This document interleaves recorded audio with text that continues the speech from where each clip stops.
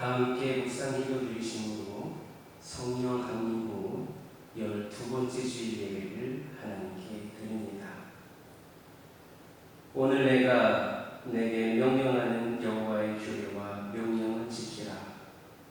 너와 내 후손이 복을 받아 내 하나님 여호와께서 내게 주시는 땅에서 한없이 오래 살리라. 아멘. 말씀과 명령을 지키면 복을 주시겠다라고 약속하신 하나님 아버지, 세상에는 오직 하나님 한 분 외에 없다는 것을 믿고 이 시간에 하나님께 예배하게 하심을 감사드립니다. 사랑하는 성도들의 경배와 찬양으로 영광과 존귀를 받으시옵소서.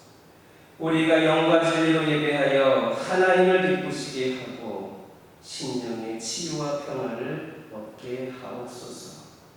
기도하는 문제들이 하나님께서 예비하신 말씀을 들을 때에 해결되는 감동이 있게 하옵소서.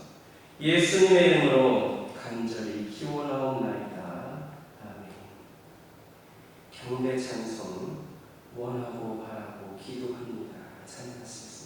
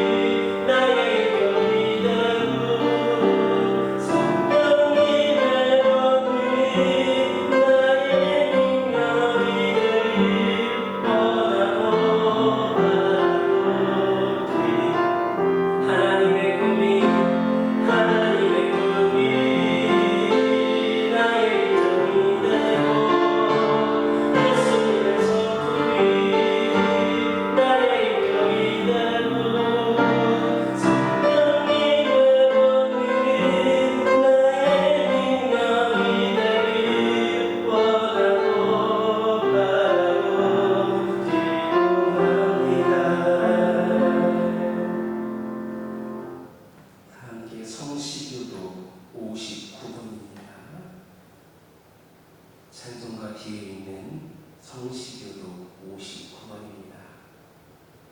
영상 예배이니만큼 교독하지 않고 다 같이 한 목소리로 성시교도 59번을 읽겠습니다. 59번입니다. 함께 읽겠습니다.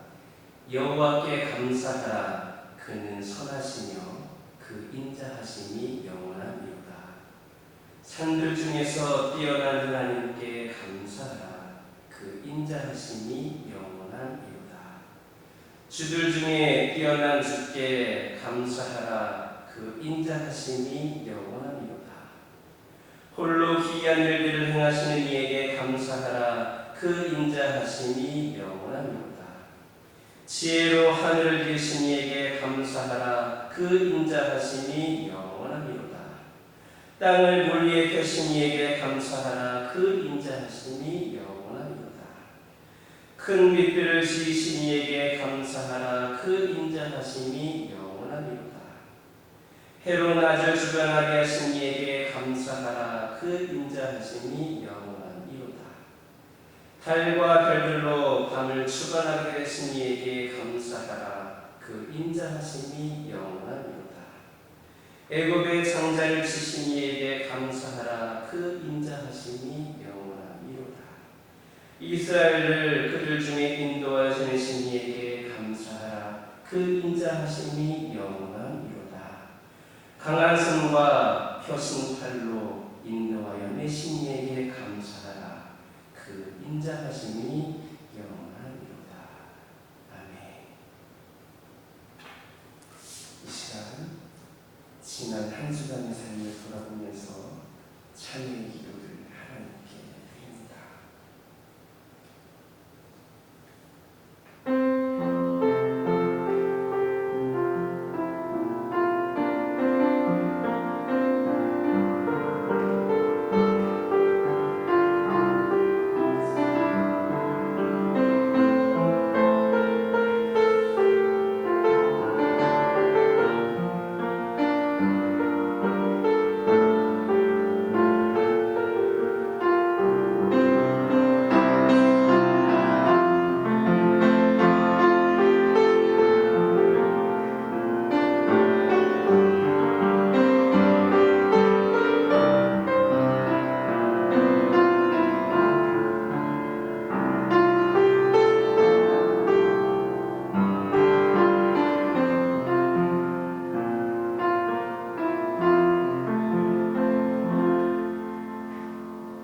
여호와는 긍휼이 많으시고 은혜로우시며 노하기를 더디하시고 인자하심이 풍부하시도다.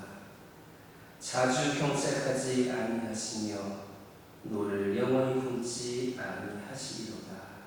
아멘. 찬송가 84장입니다.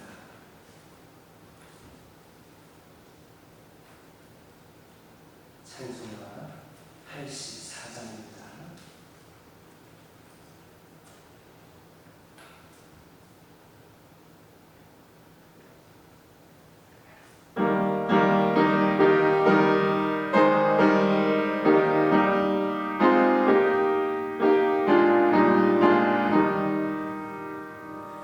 세상이 감당하여서 잠들지 없었거니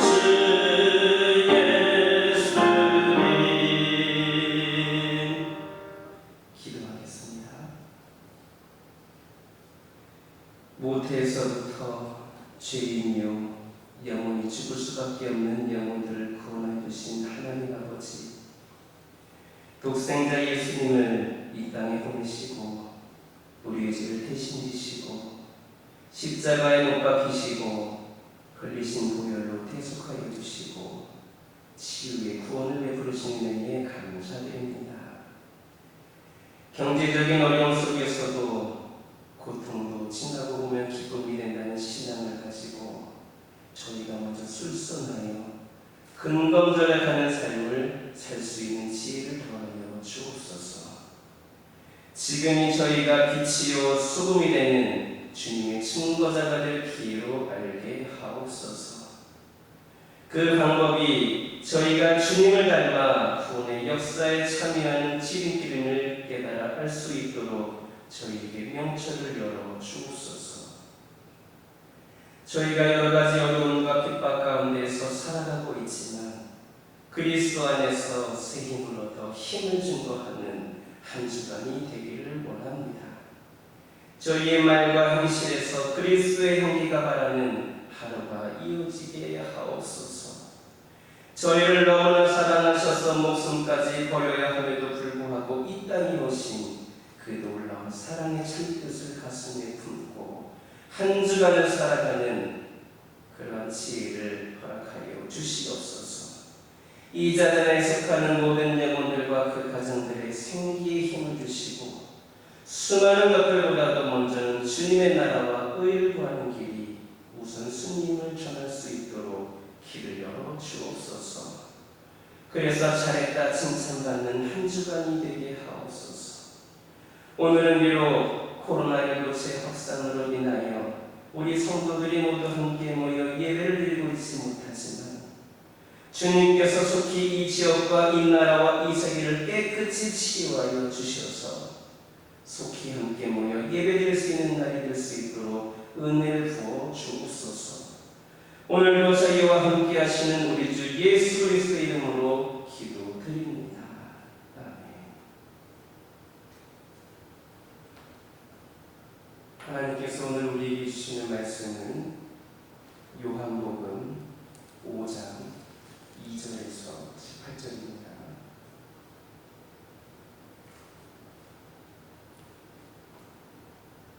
구약성경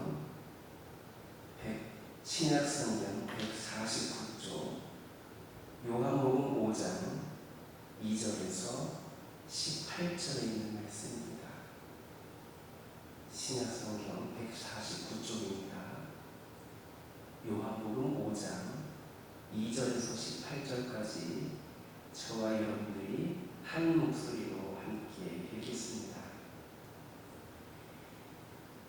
예루살렘에 있는 양문 곁에 히브리 말로 베데스다라 하는 곳이 있는데 거기 행각 5이 있고 그 안에 많은 병자, 맹인, 다리 저는 사람, 혈기 많은 사람들이 누워 물의 움직임을 기다리니 이는 천사가 가끔 곳에 내려와 물을 움직이게 하는데 움직인 후에 먼저 들어가는 자는 어떤 병에 걸렸는지 낫게 되리라. 거기 38해 된 병자가 있더라. 예수께서 그 누운 곳을 보시고 병이 벌써 오래된 줄 아시고 이르시되 내가 낫고자 하느냐. 병자가 대답하되 주여 물이 움직일 때에 나를 못에 넣어주는 사람이 없어 내가 가는 동안에 다른 사람이 먼저 내려가나이다. 예수께서 이르시되 일어나 네 자리를 들고 걸어가라 하시니 그 사람이 곧 나아서 자리를 들고 걸어가니라. 이날은 안식일이니 유대인들이 병 나은 사람에게 이르되 안식일인데 내가 자리를 들고 가는 것이 옳지 아니하니라. 대답하되 나를 낫게 한 그가 자리를 들고 걸어가라 하더라 하니 그들이 묻되 너에게 자리를 들고 걸어가라 한 사람이 누구냐 하되 고침을 받은 사람은 그가 누구인지 알지 못하니 이는 거기 사람이 많으므로 예수께서 이미 피하셨습니다. 그 후에 예수께서 성전에서 그 사람을 만나 이르시되 보라, 내가 낳았으니 더 심한 것이 생기지 않게 다시는 죄를 범하지 말라 하시니 그 사람이 유대인들에게 가서 자기를 고치시는 예수라 하니라. 그러므로 안식일에 이러한 일을 행하신다 하여 유대인들이 예수를 박해하게 된지라. 예수께서 그들에게 이르시되 내 아버지께서 이제까지 일하시니 나도 일한다 하시네. 유대인들이 이로 말미암아 더욱 예수를 죽이고자 하니 이는 안식일을 범할 뿐만 아니라 하나님을 자기의 친아버지라 하여 자기를 하나님과 동등으로 삼으심이로라. 아멘. 할렐루야. 우리 각자 가정에서 삶의 자리에서 예배를 드리고 있어서 여러분의 얼굴을 볼 수는 없지만 혹시 옆에 누군가 계시다면 이렇게 인사했으면 좋겠습니다. 하나님께서 여러분과 함께하기를 원하십니다. 다시 한번 인사 나누겠습니다. 하나님 손 꼭 붙잡고 승리하시기 바랍니다.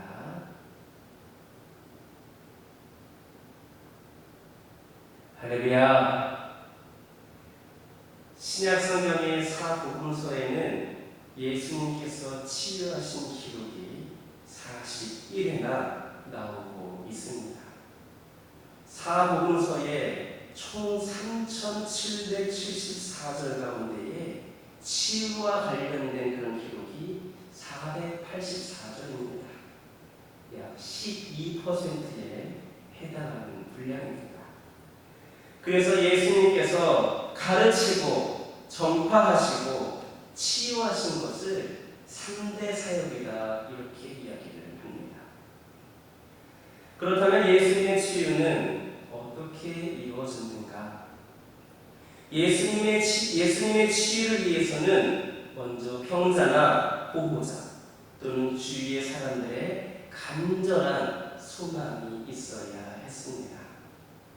만일 치유에 대한 간절한 소망이 분명하지를 않을 때에는 마태복음 20장 29절에서 34절에 나오는 여리고의 맹인이라든지 또는 오늘 본문의 병자처럼 예수님께서 직접 치유에 대한 소망을 확인하시기도 했습니다. 그리고 치유를 받은 사람들은 한결같이 예수님을 존경하고 신뢰하며 병을 고쳐주셨다고 굳게 믿었습니다.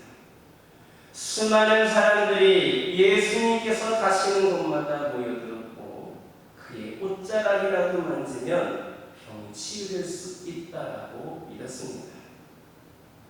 실제로 굳게 믿고 예수님의 옷을 만진 혈루병 여인은 예수님의 그 의도와 상관없이 치유를 받았습니다. 또 가나안 여인의 딸처럼 믿음이 크면 예수님께서 시험 삼아 거절했음에도 불구하고 귀신이 나가기도 했습니다.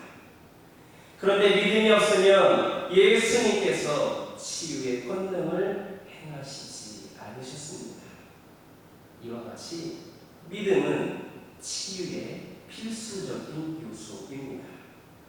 오늘날 특별히 코로나19라고 하는 전염병에서 온 나라, 온 세계가 깨끗이 치유되기를 소망하는 이 시기에 우리의 믿음 그리고 우리 신앙을 다시 한번 되돌아보고 이 38년 된 병자를 치유하신 주님의 은혜를 함께 배울 수 있기를 예수님의 이름으로 기도드립니다.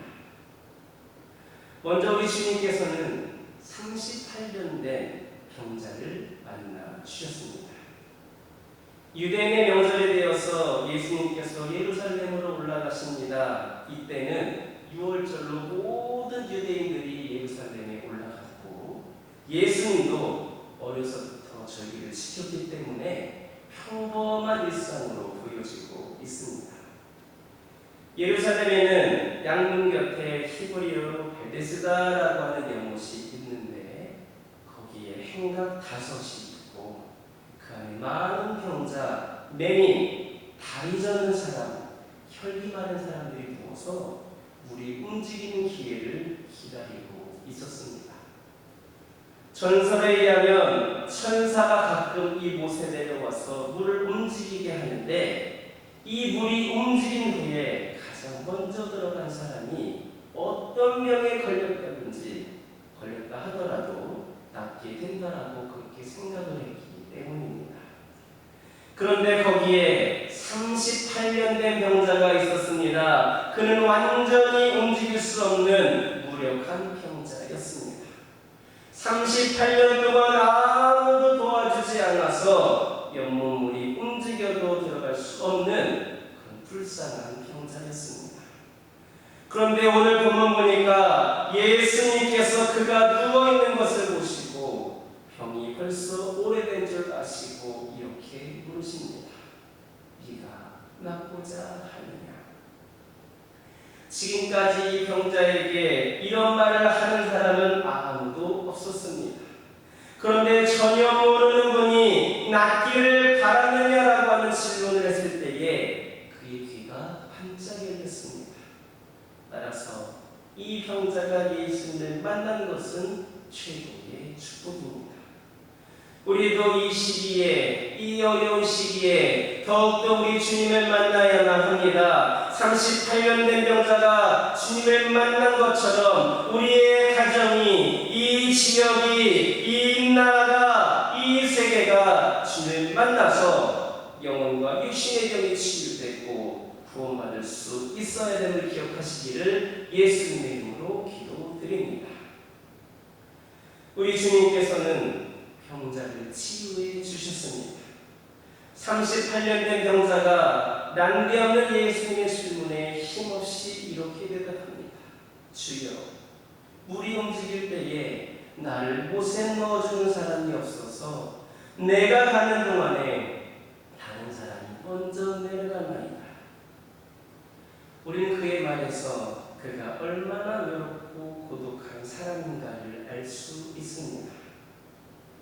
고독의 선물은 절망입니다. 덴마크의 철학자 키에르케고르는 절망은 죽음에 이르는 병이다 이렇게 이야기를 했습니다.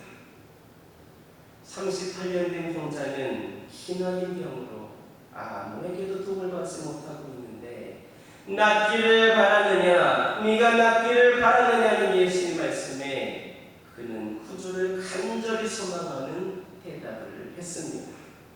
그러자 예수님께서는 일어나 네 자리를 들고 걸어가라 이렇게 말씀을 하십니다. 예수님의 이 말씀이 떨어지자마자 그 사람이 곧 나와서 자리를 들고 걸어갔습니다. 그런데 이 말씀은 예수님께서 가버나움에서 중풍병자에게 하신 그 말씀과 일치합니다. 예수님께서는 이 38년 된 병자를 말씀 한마디로 치유하셨습니다. 이렇게 주님의 말씀은 38년 된 병자의 마비된 손과 발을 정복하고 그 손에 힘을 넣어 주셨습니다. 그런데 놀라운 것이 있습니다. 그것이 무엇이냐? 그는 지금까지 예수님을 전혀 만나지를 못했는데 먼저 주여라고 불렀다라는 겁니다. 그리고 그 병자가 치유되어 자리를 걸은 것은 곧 순종하는 믿음이 있다는 증거입니다. 하나님께서 이미 그의 마음에 예수님을 주여라고 부를 수 있고 예수님의 말씀에 무조건 순종하는 믿음을 주셔서 치유하는 은총이 나타났습니다. 그러므로 오늘날 이런 어려움과 위기 가운데 있는 우리에게 이러한 상황에서 조금도 흔들리거나 넘어지지 않는 굳건한 믿음을 주시기를 간절히 기도하며 소망하시기를 예수님의 이름으로 기도드립니다. 우리 주님께서는 죄를 범하지 말라 말씀하셨습니다. 얼마 후에 예수님께서 성전에서 병 고침 받은 사람을 만나셨습니다. 예수님께서는 그를 당장 알아보시고 보라, 네가 나았으니 더 심한 것이 생기지 않게 다시는 죄를 범하지 말라 말씀하셨습니다.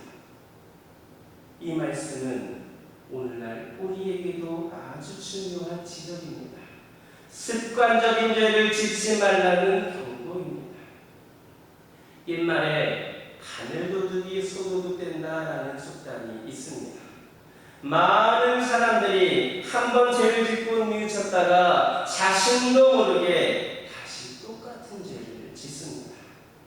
특히 성도들은 하나님께 죄를 고백하고 용서를 받았지만 언제 그랬냐는 듯이 다시 죄를 짓는 경우가 많습니다. 그렇게 되면 습관적인 죄가 되어서 구제할 수 없는 죄의 수렁에 빠지고 만다라는 겁니다. 그리고 때로는 하나님에게 치유의 은사를 받고도 다시 죄를 지으는 그 병이 더욱 악화되어서 결국은 다시 치유받을 수 없게 된다는 겁니다. 우리는 죄의 악한 습성을 완전히 버리지 않으면 다시 죄의 함정에 빠질 수 있습니다. 그러므로 우리는 철저히 회개하고 새롭게 거듭난 삶을 살아야 하겠습니다. 물론 세상에는 완전한 의인은 없습니다. 우리는 당연히 그렇기 때문에 날마다 회개해야 합니다.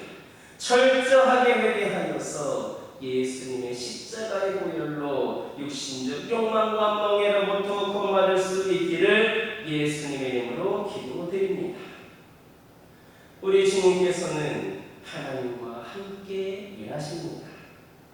예수님께서 38년 된 병자를 치유하신 날이 공교롭게 안식일이었습니다. 그래서 유대인들이 병 나은 사람에게 안식일인데 네가 자리 들고 가는 것이 옳지 아니하니라 라면서 시비를 걸었습니다. 그래서 그 병 나은 사람은 나를 낫게 한 그가 자리를 들고 걸어가라 하더라 이렇게 대답을 했습니다. 어쩌면 이 병 나은 사람이 안식일을 범했다라고 되짚지 않는 유대인을 피하기 위해서 예수님께 그 책임을 미룬 것으로 보입니다. 결국 시비의 초점은 예수님께로 집중되었습니다. 그래서 유대인들이 안식일에 예수님께서 병을 고쳤다고 박해하게 되었습니다. 그런데 예수님께서는 유대인들의 그 박해를 피하지 아니하시고 정면으로 말씀하십니다. 내 아버지께서 이제까지 일하시니 나도 일한다. 일하시는 예수님, 우리 예수님께서는 항상 일하셨습니다.